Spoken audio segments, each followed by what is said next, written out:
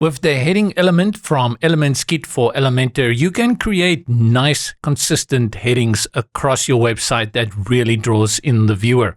I have here new arrivals, which is the standard heading, but I juiced it up a little bit by using this one. And I created latest arrivals with a separator below it, just giving it a little bit of glamour and making this page really stand out. Of course, what you should do once you've done this is repeat it across your site to create that identity.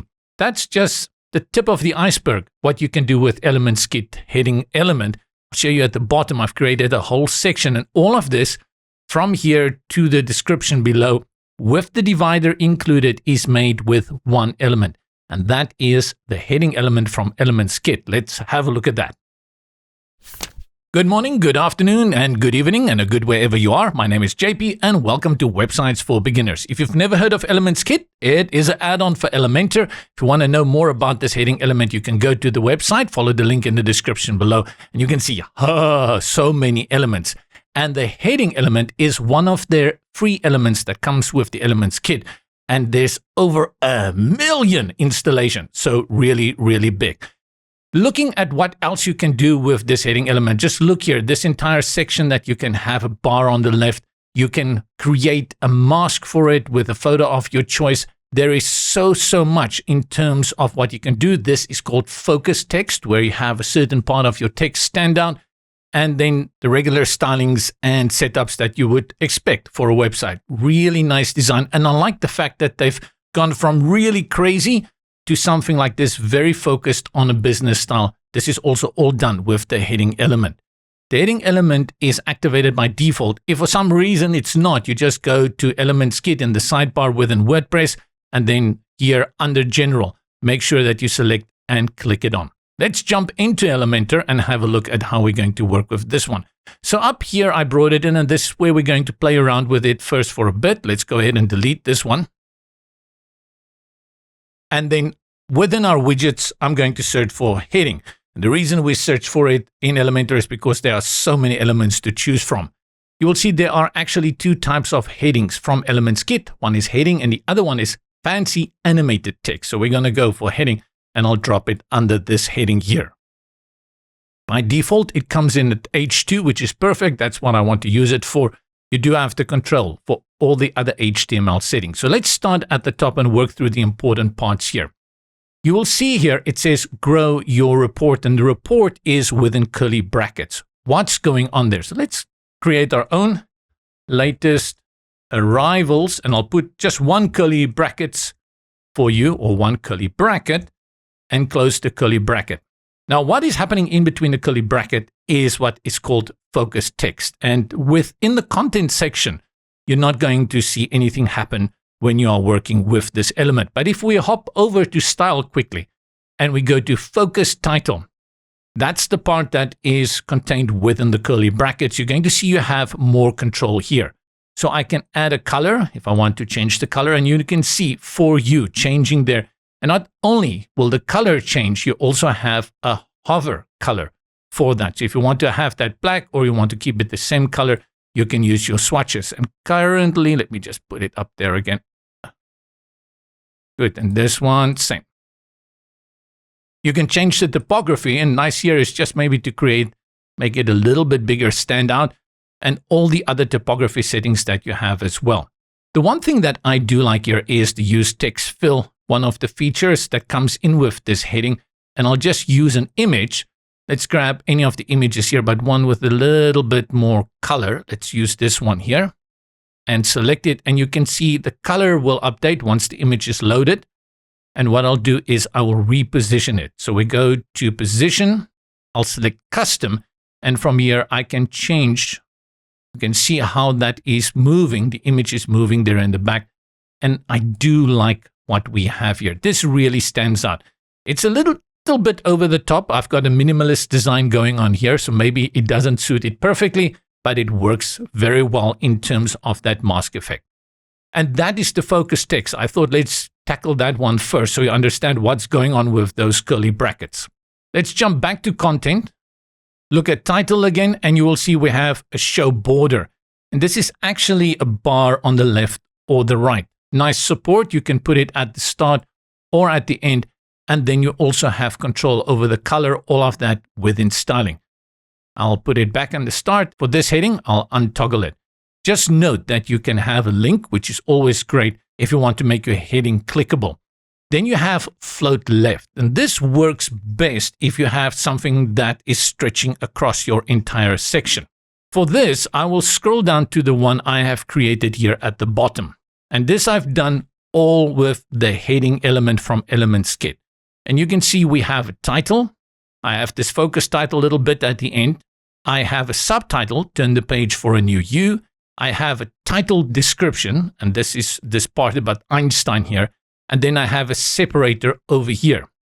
When we go to content and I activate float left, your main title, the heading memories are made of this, is going to shift to the left with your separator.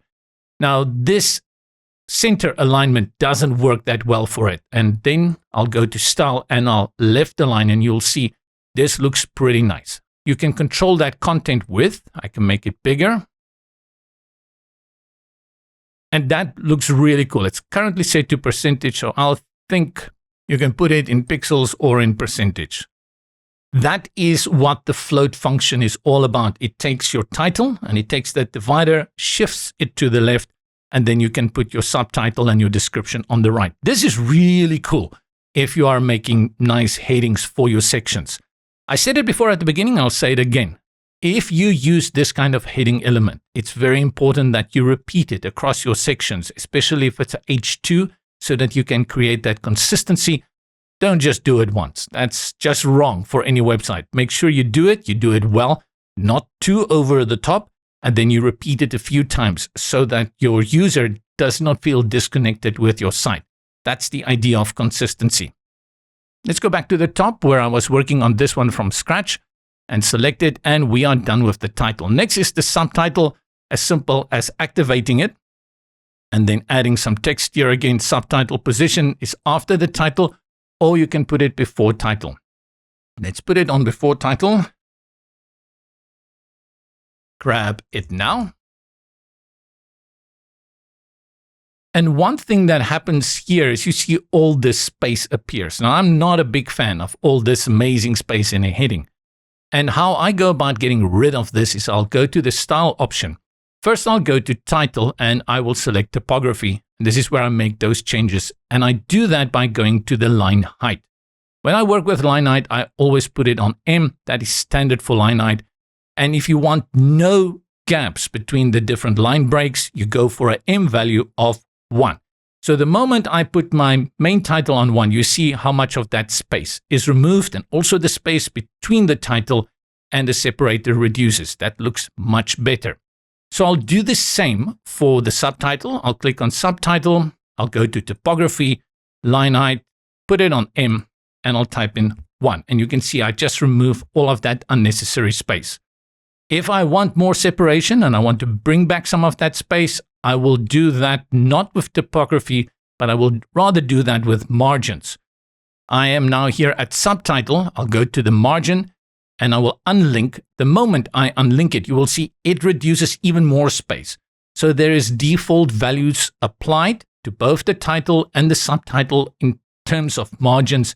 I always wish I could see these values. It looks like it's at 0, but it's not at 0. Remember then, if you want to remove that space, that's how you're going to do it. And that's what I like. I like it like this. It looks much better. Jump back to content, and that's what we have done with subtitle. And you can see you also have a show outline, you have a border subtitle, and you can also set the subtitle HTML tag if you want to. In this case, I think I'm just going to put it on P, but this is absolutely your choice. And the moment I put it on P, you can see it grabs it from our theme. So maybe just, if I put it back on H3, we get that values again. So how this will display is dictated by how you've set up those headings. Title description is a little bit of information you can add there. By default, there's a small river, and that's been added there. You can show the description, and you control the width of that down here. And you see I've got it here. It's currently on pixels. Let's just put it on percentage. And if I put it on 100%, it will fill my container in which it is housed. That is great. And if I show you again the one here at the bottom, I have this text here. Let's click on this, and this was floating to the left. I'm going to remove that. And then we go to our title description. Let me just put all of this in the middle. I like it like that. And then we go to our title description. Maximum width, if I put it on 100%, it looks like this. And to give you that feeling of a nice header section or a heading section, I'm going to reduce this to around 70 or 60, 70%. Looks much better, much better. And that is how you can control the width of the text for your title description. You have shadow text if you want to add that, and then the separator. One cool little thing I like about the separator is you can upload your own image and use it as a separator. So currently it is set to show separator. I think one of the things you want to do is change the color so it fits your color scheme. So I'll go to separator, and in this instance, I'll go to the color and I'll grab my eyedropper, and then where can we get a color that's going to work? This one. Let's choose one of these colors. Let me choose this green over here. And I'll select it. And now you can see that separator. Now it fits in very nicely. Again, here with the separator, I'll go to the margin and I'll unlink all of the margin sides. Then for the top, I will increase it a little bit so we can bring in a little bit. Increase it, and you can see we have more spacing there. And I can also take it down. It's extra space. They put it on 0. And I can take it into a negative if I want to bring it closer to my main title. Let's leave it on 0 so you understand how you can move the separator around. I do that all the time. Many people are scared to touch the margins. Don't be scared. Go ahead and touch those margins. Then you have different kinds of separators. So back to content, separator, and then you select your separator style. You have dotted, which is this one, 3 dots and a line. Then you have your solid line. You have solid with a star. I'm not too crazy about these guys, but they could be useful and you may find a way for them. And then custom. And this is where you upload an image. It will be JPEG or PNG. And I've created a separator over here. I think it's this one. Let's bring it in. I'll select it. And you can see it's a massive separator. So for the image resolution, I'll go to custom. And I will type in something like 400. Let's make it smaller and see how it goes. And apply. And much smaller. So I'll go to 125. Why 125? Why? I like 125. This kind of separator who's got the little design fancy stuff at the beginning and the end works best if things are center aligned. So going again to the one I've created at the bottom, you can see this looks really nice.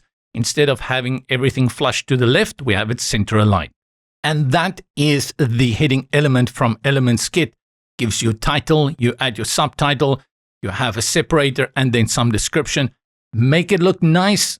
I always stress this when you have all of these controls at the tips of your fingers. Don't overdo it. Keep it nice and simple, like this one with the memories. This is really good for any website. And what is great, once you have designed this, you can save this block, use it again. What I usually do, because I'm super lazy, I'll just go ahead and I will duplicate this one and then drag it around on my page and just change out the text for the different sections. You build out a great section with that. Remember to check out ElementsKit. Oh, before we go, one thing that you also have to check out is that when you've installed ElementsKit within Elementor, you can select this icon here that opens the templates. And many of those examples that you've seen on their website will also appear here. You can see the heading. And if I select this one and I click on insert, it's going to bring in this heading element and it will apply all these settings. So if I click on it, you can see it says edit heading. This is a heading element and you already have that styling applied. You can just change out maybe the background and change out the title that you want, ready-made for you to go.